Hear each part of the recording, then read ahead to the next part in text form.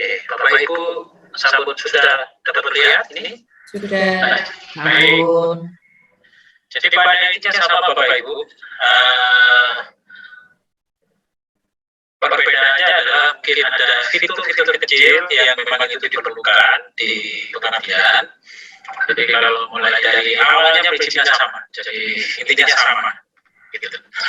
Jadi saya akan memberikan penjelasan istilah secara singkat mungkin. Mudah-mudahan tidak sampai 10 menit. Ya. Baik.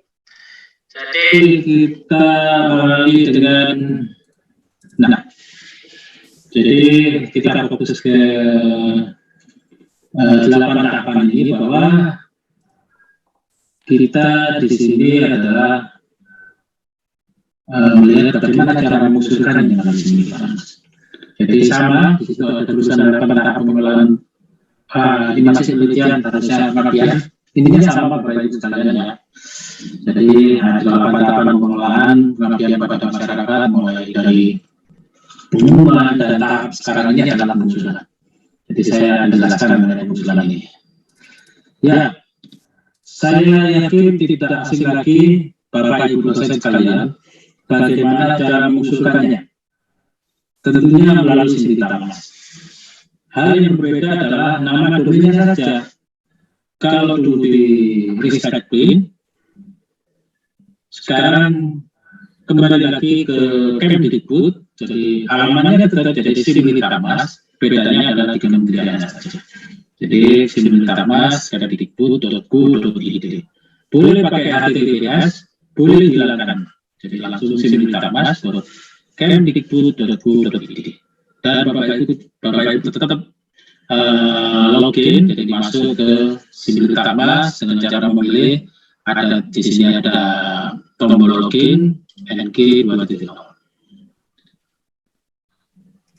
Untuk selanjutnya Bapak Ibu akan dihadapkan pada jendela login, biasa masukkan user ya. Jadi ini masukkan user, biasanya user ini adalah ID Bapak Ibu sekalian atau yang tidak. Kata kuncinya atau keywordnya atau passwordnya silakan dimasukkan. Kalau lupa Bapak Ibu langsung menuju ke LPM atau LPM perguruan tinggi Bapak Ibu melalui operatornya di sana, dan langsung operator akan bisa membagikan kembali. Ya. Kemudian diikuti dengan memasukkan security capture ya. Di sini penjelasan penjelasannya tidak sulit Bapak Ibu, jadi langsung saya yakin Bapak Ibu bisa. Ya. Kemudian tahapan selanjutnya adalah mengenai identitas Bapak Ibu. Jadi mungkin khususnya untuk di penelitian itu akan sangat berpengaruh, tapi untuk pengabdian nampaknya tidak ya. Jadi tapi Bapak Ibu ketika ini datanya salah, Bapak Ibu bisa melapor melalui perguruan tinggi Bapak untuk diurus Bapak Ibu untuk diuruskan di PDPT. Jadi Simbitamas hanya mengambil data ini melalui PDPT, tidak pernah mengubah, mengupdate dan lain sebagainya. Namun mengambil datanya dari PDPT karena Simbitamas memang tidak berwenang, hanya fungsinya crawling, mencari data sesuai dengan identitas Bapak Ibu sekalian. Jadi itu. Nah, ini hal penting tadi, bahwa salah satu unsur penilaian di proposal pengabdian Bapak Ibu sekalian itu adalah ada penilaian untuk kompetensi atau relevansi lah juga terkait dengan usulan, dan juga tentunya di situ usulan akan melihat juga gimana rekam jejak Bapak Ibu sekalian akan sangat mempunyai nilai maksimal ketika rekam jejaknya memang banyak juga dan sesuai dengan bidang usulan. Jadi itu. Nah, ini rekam jejak ini Bapak Ibu bisa mengupdate melalui profil pengusul. Kapan dilakukan update? Kapan saja Bapak Ibu. Tidak menunggu usulan proposal baru. Ya, ketika hari ini Bapak Ibu mendapatkan 1 KI, maka Bapak Ibu bisa menguploadnya. Nah, ini adalah pengganti CV kurikulum vitae dari usulan Bapak Ibu sekalian. Ini langsung oleh sistem akan disatukan dalam usulan Bapak Ibu sekalian. Jadi substansi dan data pendukung lainnya dikumpulkan dan CV-nya diambil dari sini. Ya.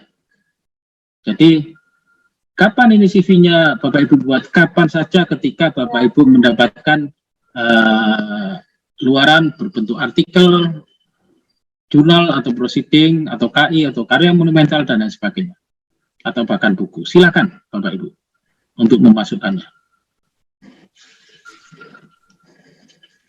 Nah, caranya mudah, saya yakin Bapak Ibu hafal ini ya. Jadi langsung saja setelah login Bapak Ibu nemu di situ menu pengabdian, kemudian pilih usulan baru, itu saja. Kemudian di sini sesuai dengan tahun permintaan proposalnya, jadi usulannya tahun kapan, berdasarkan suratnya ya sudah Bapak Ibu pilih usulan misalnya tahun 2021 dan pelaksananya untuk tahun depan. Itu saja. Kemudian klik lanjutkan untuk memulai usulan baru. Nah, di sini ketika klik lanjutkan maka akan dihadapkan pada identitas Bapak Ibu sekalian. Jadi kembali ke sini dan Bapak Ibu cek apakah betul. Oke, ketika betul maka juga ada skema pengabdian kepada masyarakat yang Bapak Ibu bisa usulkan. Di situ sudah dijelaskan oleh para narasumber sebelumnya, ada 3 skema. Ya. Kemudian rekam jejak, masih diberi kesempatan Bapak Ibu untuk mengeditnya, silahkan boleh melalui ini. Kalau tidak melalui tadi profil, tapi Bapak Ibu bisa melakukan lewat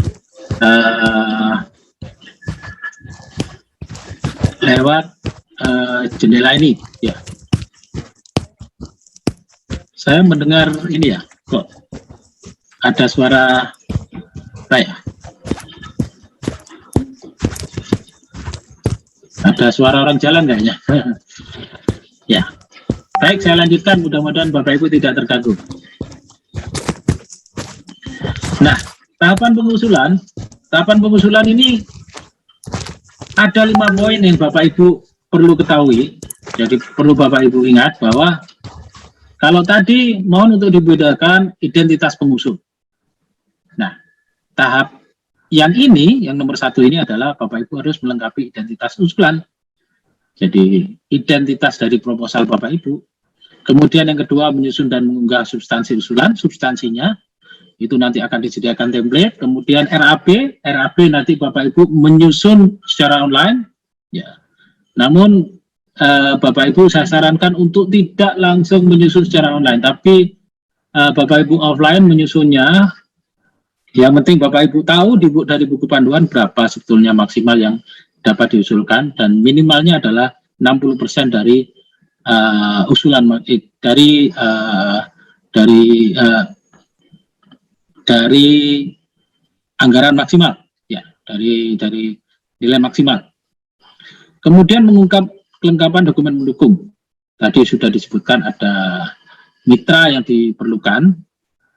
Maka Bapak Ibu itu adalah dokumen pendukung yang Bapak Ibu perlukan. Kemudian yang terakhir adalah kirim usulan. Jadi itu. Jadi intinya apa yang ada di buku panduan ini sistem ditransformasikan ke dalam sistem, tentunya sesuai dengan aturan-aturan yang ada di buku panduan. Dan syarat-syarat ataupun kriteria itu semuanya dimasukkan ditransformasikan ke sistem. Jadi mohon untuk dibaca panduan, intinya ketika Bapak Ibu membaca panduan dengan baik, maka dengan mudah untuk bisa memasukkannya ke sistem, ke Simulitamas. Jadi ini judulnya apa, silakan ketik di sini judulnya apa, kemudian kategorinya Bapak Ibu jelas kompetitif nasional semua, dan pilih skemanya, kemudian bidang pengabdiannya itu apa, lama kegiatannya telah diatur di buku panduan juga, jelas kalau di sini PIM maka 1 tahun, nggak mungkin 2 tahun. Sistem sudah mencegahnya maksimal adalah 1 tahun, karena ini menurut tahun. Kemudian jumlah mahasiswa juga demikian, jadi disyaratkan di buku panduan 2-5 kalau PIM mahasiswa, maka Bapak Ibu boleh Nah, tidak boleh 1, tapi minimal 2 dan maksimal 5, tidak boleh 6. Kira-kira begitu. Ya, jadi ini bagian dari identitas usulan. Identitas usulan berikutnya adalah, nah, tentunya dalam proposal ini ada pembagian tugas. Jelas ada pembagian tugas di sini. Terlihat ini kok ada warna merah. Ini saya hapus dulu ya. Ada clear annotate.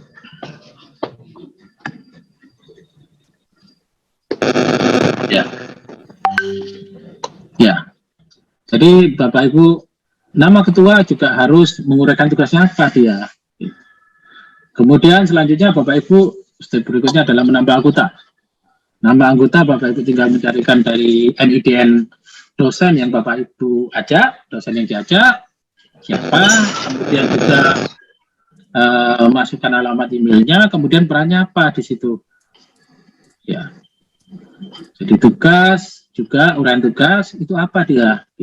Apakah sesuai dengan kompetensinya? Tadi sudah dijelaskan oleh narasumber sebelumnya bahwa sebaiknya memang orang yang berkompeten kita aja sesuai dengan judul yang kita angkat. Gitu. Oke, selanjutnya adalah, nah ini ketika tampilan anggotanya sudah lengkap. Tapi kalau kita lihat di sebelah kiri warna biru, itu ada belum, maksudnya belum di sini adalah kedua anggota ini harus masuk ke Simulitamas untuk melakukan persetujuan. Nah, anggota yang dimaksud adalah anggota dosen. Ya. Dosen yang kita ajak tentunya dosen baik boleh dari vokasi ataupun akademik, yang penting di bawah Kementerian Dikbud itu boleh kita ajak menjadi anggota dan harus melakukan persetujuan. Harus melakukan persetujuan. Artinya dia harus login ke Simulitamas untuk setuju. Ya, untuk melakukan persetujuan. Ya, oke. Selanjutnya Bapak Ibu juga dihadapkan mulai masuk ke substansi usulan. Di situ ada template, tadi sudah dijelaskan oleh Prof. Kasat, apa-apa yang harus dimasukkan. Template ini sudah terstandar sesuai dengan skema, tinggal Bapak Ibu unduh skema apa yang Bapak Ibu ikuti, dan tolong ya diisi sesuai dengan permintaan petunjuk yang ada di template tersebut. Nah, ini adalah contoh template-nya, mungkin terlalu kecil. Saya berusaha untuk menampilkan dalam satu halaman, maaf terlalu kecil. Misalnya ini di penerapan iptek masyarakat, ringkasan, isinya apa ringkasan di situ? Kemudian kata kunci maksimal 5, oke, masukkan 5, maksimal 5. Pendahuluan isinya apa di situ? Dan selanjutnya sampai ke peta lokasi terakhirnya. Ya. Bapak Ibu cukup mengisinya di warna kuning. Ya. Tidak boleh melakukan modifikasi, mungkin di timeline cover dan lain sebagainya. Tidak. Biasanya sebelum melakukan penilaian itu reviewer melakukan penyamaan persepsi kembali, dan ketika template tidak sesuai, ya, akan langsung bonus bagi reviewer, biasanya langsung dicoret gitu ketika administrasi karena tidak sesuai dengan format. Ada nambah cover, kemudian daftar pustakanya juga cara bukan pengurutan, fan cover dan lain sebagainya. Tolong dibaca dan tidak perlu modifikasi. Petunjuknya tidak perlu dihapus, Bapak Ibu ya. Bapak Ibu cukup mengisi yang ada di kuning. Begitu.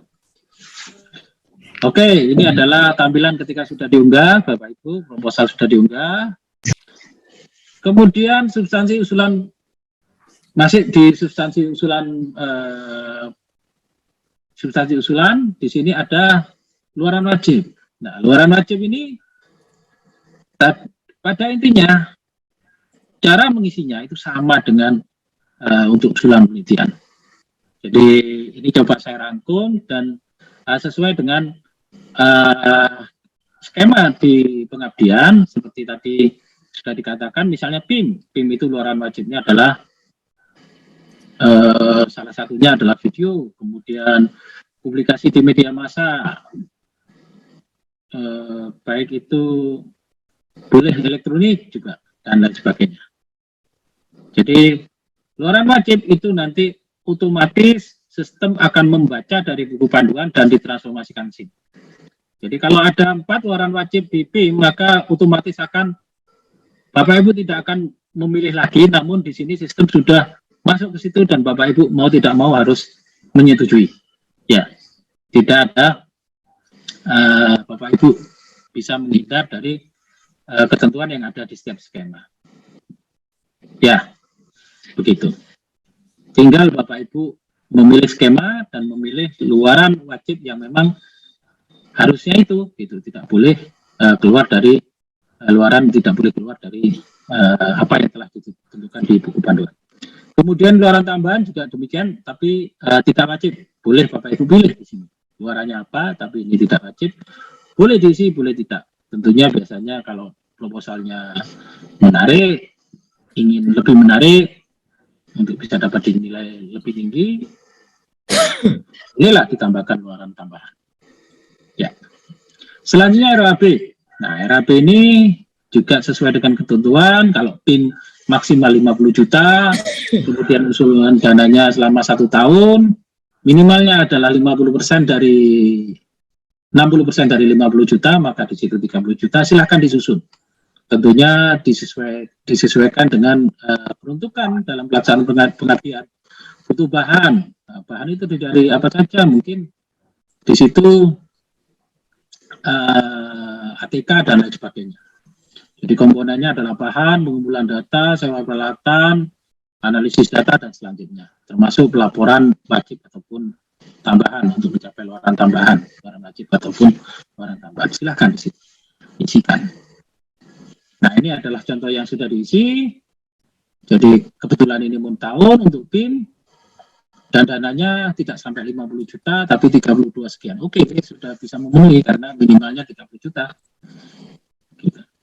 Kemudian sebelah kanan itu adalah total usulan RAB, sama juga karena 1 tahun maka totalnya adalah tetap di situ 1 tahun. Ketika skema yang multi tahun, maka misalnya 3 tahun, maka RAB-nya juga 3 tahun, Bapak Ibu harus menyusun selama 3 tahun itu. Ya. Dan setiap tahunnya minimal berapa, maksimal berapa, mohon disesuaikan dengan budget tersebut. Ya. Jadi harus menyusun selama 3 tahun juga. Sama. Ya.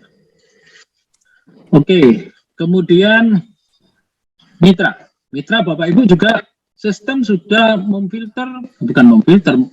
mentransformasikan ketentuan yang ada di buku panduan bahwa untuk skema PIM itu misalnya mitra pelaksananya di sini tidak wajib ada, maka Bapak Ibu dipenuhi boleh dan tidak dipenuhi juga boleh.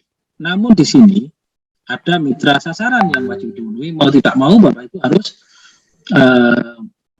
mengunggah dokumen terkait mitra sasaran. Gitu. Jadi itu.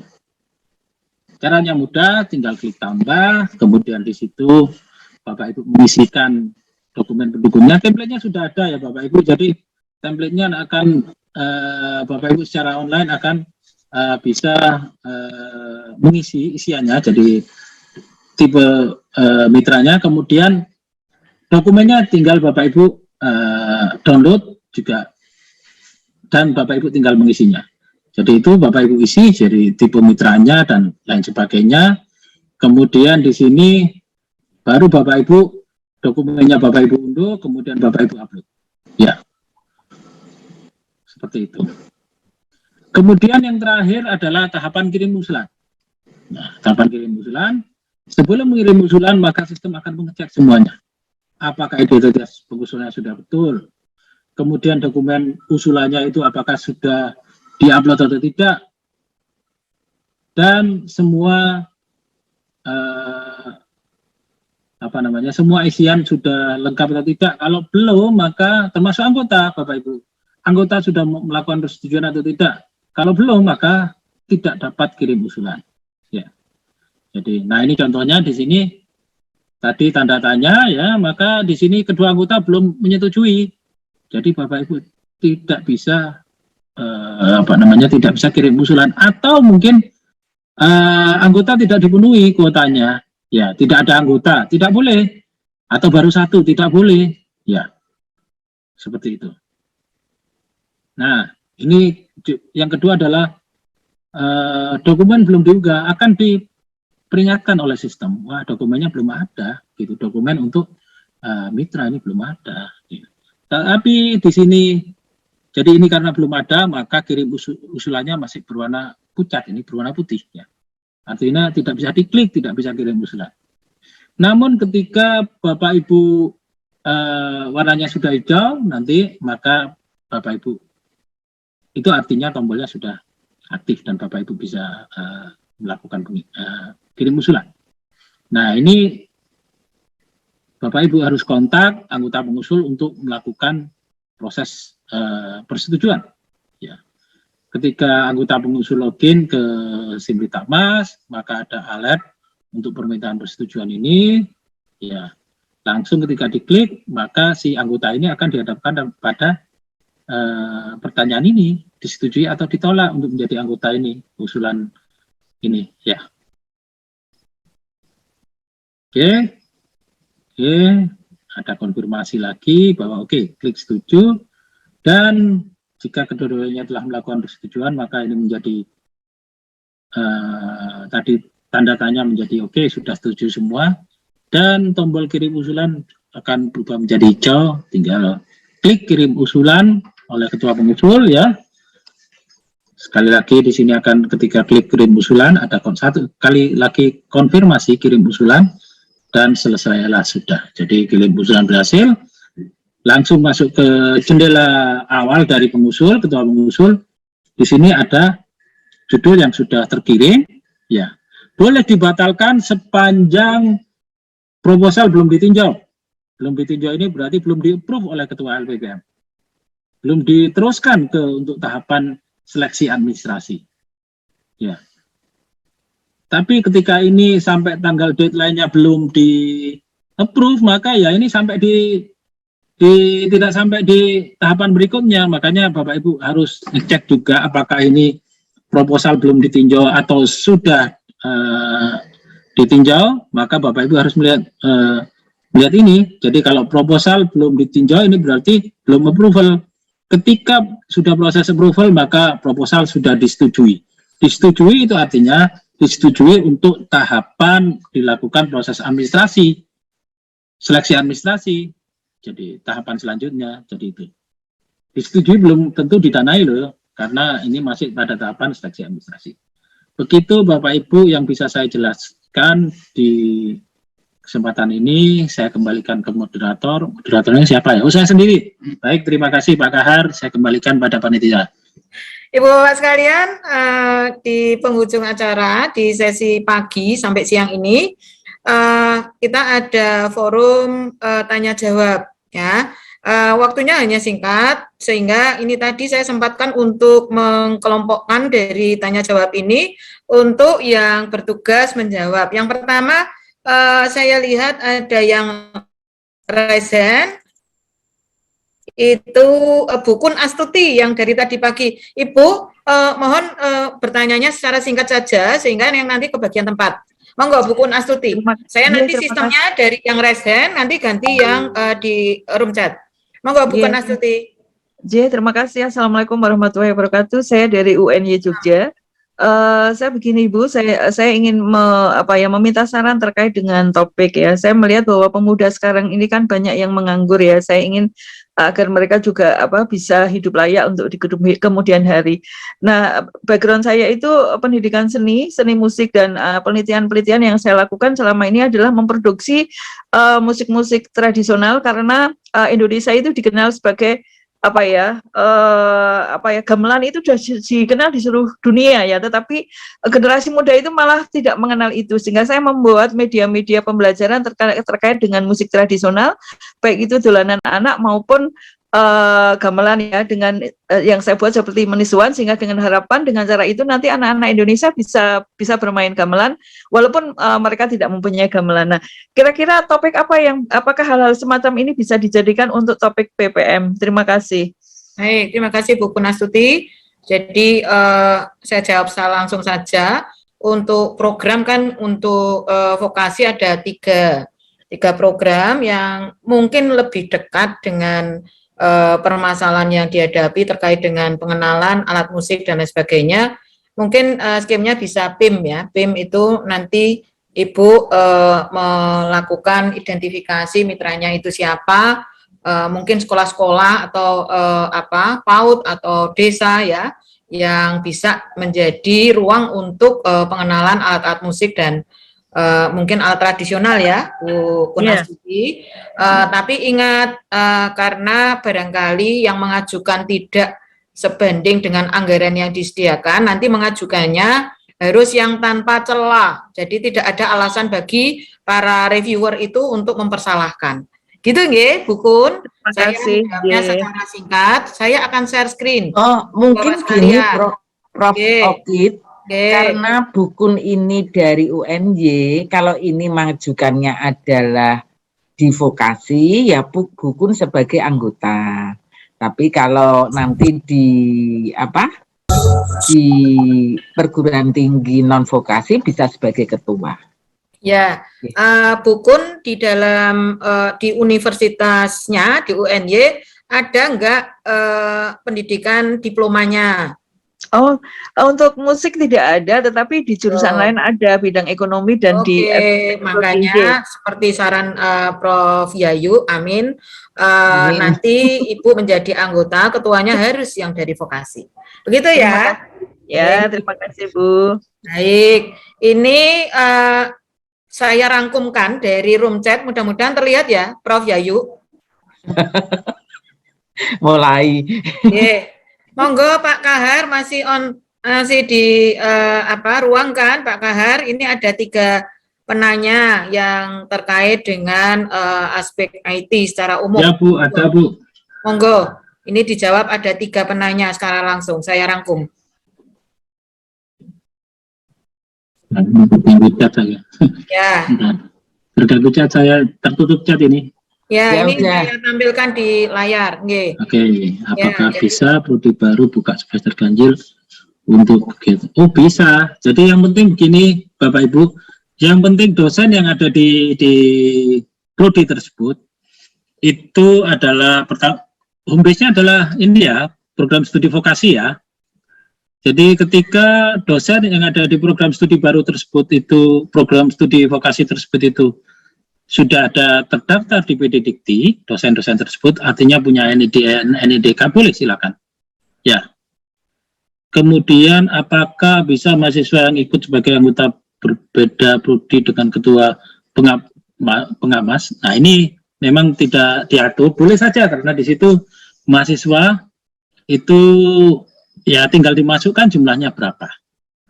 Ya. Kemudian pada Simlitapmas sebelumnya saya berhumpis di PT berbeda saat ini. Namun pada Simlitapmas masih berada pada humpis yang lama. Pada saat ini sudah pindah humpis. Maksudnya apa ini? Oke, yang penting Bapak ketika akan mengusulkan atas nama humpis baru, maka di PD Dikti itu Bapak memang benar-benar di homepage tersebut gitu. Jadi kalau memang Bapak mengusulkan di homepage sebelum, mengusulkan tetapi di PD Dikti masih di homepage sebelumnya, jadi ini asumsinya adalah NID-nya sama atau NIDK-nya sama, maka Bapak tercatat masih di sana gitu, maka diurus terlebih dahulu. Intinya bisa, yang penting program studi Bapak adalah, kalau sebagai ketua pengusul maka intinya adalah Bapak berada di homepage program studi vokasi. Ya. Kalau anggota boleh, selain dari vokasi ataupun dari akademik boleh, bebas anggota. Ya. Baik, nomor 2. Bapak Ibu, kenapa data Simlitapmas belum berubah sesuai PD Dikti padahal sudah disinkron? Coba hubungi Bapak ke operator perguruan tinggi Bapak Ibu. Ya. Jadi kalau itu tidak bisa, mohon operator untuk bisa menghubungi kami. Itu kemarin disarankan memang ke vokasi untuk berkontak atau mengirim surat, atau kalau ada kontak langsung kontak aja. Saya tidak tahu persis secara administratif harus mengontak siapa, tapi biasanya dari kementerian atau dari vokasi dalam hal ini itu akan langsung menghubungi kami ketika itu ada datanya, ya. Jadi kita cek, oke, ternyata DPD Dikti sudah sesuai, ternyata di Simbritakmas belum sesuai. Tapi coba terlebih dahulu, step pertama adalah ke LPPM. Biasanya beres itu, karena yang mensinkronisasi biasanya dari LPPM. Begitu. Kemudian nomor 3, aduh, bisa diataskan Bu, saya terganggu dengan chat ini Bu. Ya, siap. Ya, ya. Bisa terbaca. Oke, akun berapa? Untuk akun operator PD dan akun Proof KA, LPPM apakah masih sama atau masih sama? Jadi sepanjang perguruan tingginya sama, maka akun operatornya sama. Kemudian ketua Lemlit itu akunnya adalah dosen yang bersangkutan. Dosen yang bersangkutan nanti akan diangkat oleh, bukan diangkat, memang prosedurnya yang memberikan